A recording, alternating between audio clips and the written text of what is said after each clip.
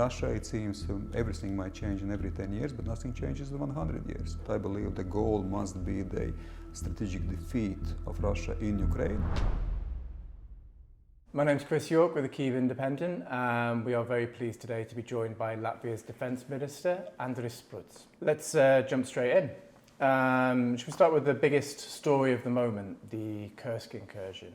Can you just tell me how you found out about that and what your initial reaction to it was?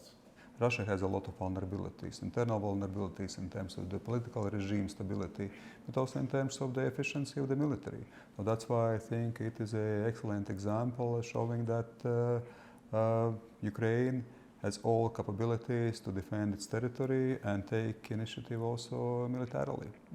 You speak in there about Russia's vulnerabilities in a military sense. Some experts have been saying that they might be running low on stocks of Soviet-era weaponry. Do you have any insight into that? Well, I would not like to speculate here, but at the same time, what again we see from public sources that yes, it seems that there are quite a number of challenges. Quite a number of challenges again in terms of the command, in terms of the morale, in terms of the equipment. Let's not underestimate, of course, that they have also the human resources which they are willing to throw into the mid-green. Let's not underestimate the internal propaganda, disinformation campaigns, which of course also they try to mobilize the people around the flag, but at the same time, let's not overestimate it. And obviously, if they're running low on Soviet-era stocks, they're trying to make up for that with weapons from countries like North Korea and Iran. Do you think that what they can acquire from those countries could potentially be enough for their needs?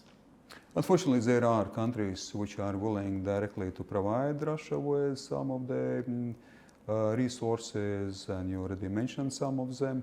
And we see it, unfortunately, also in skies over Ukraine, also killing civilians and of course destroying also civilian infrastructure.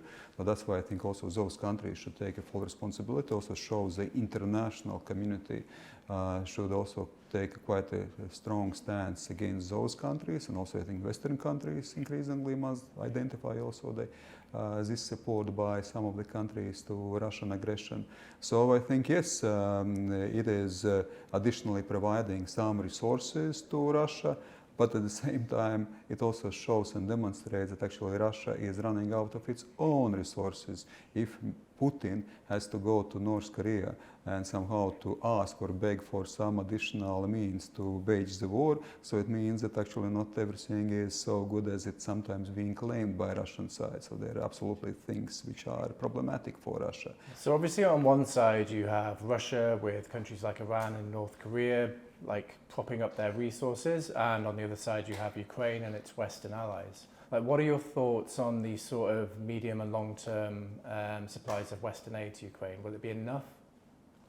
Of course, Latvia always advocates and encourages our partners, our allies, that what happens in Ukraine, the Ukrainian fight for freedom, it's not just about Ukrainians fighting for their freedom. It's also about wider repercussions. It's about a rules-based international order. It's about the world in which we'll be living after the war. All of us, also the EU and NATO allies and partners.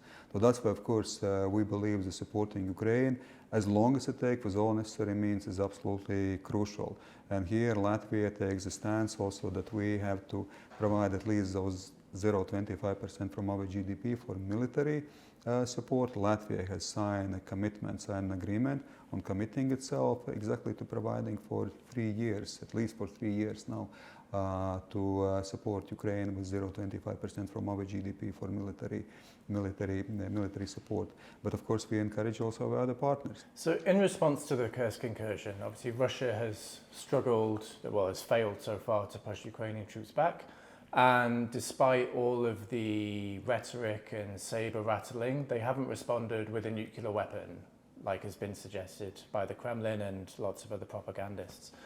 So what does that mean for the argument that some Western nations have when they don't provide certain weapon systems because of fears of escalation? So if you start to follow, in a sense, or fall in a trap of Russian blackmailing and start to think what we can do or not do, of course I think this is exactly basically promoting Russian cause, what they want to achieve. So in this case, absolutely, for us is to sustain support regardless of some kind of escalatory logic from Russian side. Latvia supports fully also that Western weaponry can be used for self-defense, which means also self-defense on a Russian territory, because the Ukrainian cities, Ukrainian civilian infrastructure, Ukrainian people, civilians are being shelled from Russian territory. Russia's strategy for winning the war at the moment appears to be one of attrition and just a grinding advances. What do you think Ukraine and its Western allies, what do you think Ukraine's strategy has to be to win? Well, I think it's important always to have the clear goal. And it's a clear goal for Ukraine and also clear goal for the Western support. I believe the goal must be the strategic defeat of Russia in Ukraine, so which also means that, of course, territorial integrity of Ukraine must be restored. I would add to this that Russia should be, or Russian military strength must be undermined. It is not being able to launch any aggressive activities against its neighbors. Also, the financial resources of Russia, which are frozen, must be used for reconstruction of Ukraine. War criminals must be persecuted. Of course, also Ukraine must be part of NATO. And to change topics slightly, earlier in the year there were quite a few headlines about things happening in the Baltic Sea region, GPS jamming and the shadow fleet.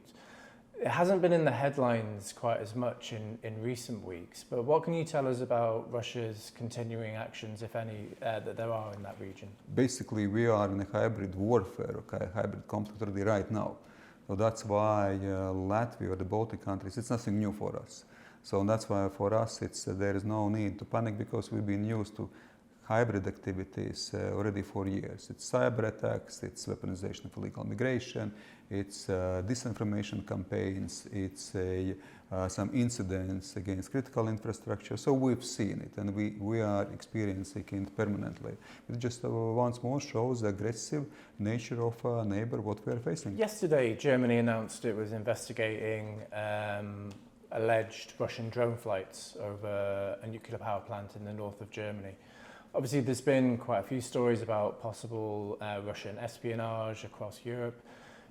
Do you see these as, like you said with the Baltic Sea thing, something that's always happened and that countries are used to, or has there been an escalation in this over like the last year or two? Well, I think there are, in a sense, ups and downs, and we see sometimes escalation, sometimes I think perhaps less of those provocations. What I have already expressed, and I can just repeat, of course, Finland and Sweden joining NATO is extremely important, but it doesn't mean that also the Baltic Sea has become a NATO lake.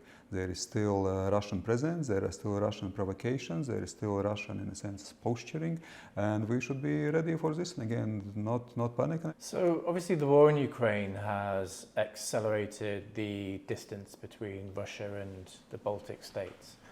Can you ever envisage a time in the future when that could slow or even reverse? Well, of course, we would like to live next to the norms complying nation, democratic nation, economically developed nation with whom we can cooperate. Unfortunately, we have never seen this in history.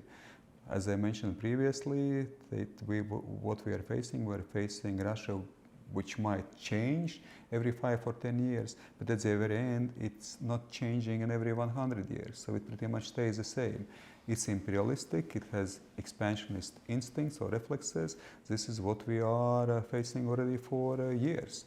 And that's why, of course, at the moment, it is about containing Russia rather than thinking some kind of idealistic form of cooperating. Of course, we would like to cooperate, but I mean, we cannot cooperate with dictatorship, which is aggressive against its neighbors.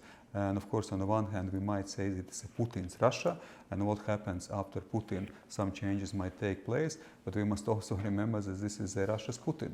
So Putin is in many ways embodiment of some of the grievances, some of the resentments, some of the ambitions of Russian society. And unfortunately, what we see a DNA of imperialism and expansionism.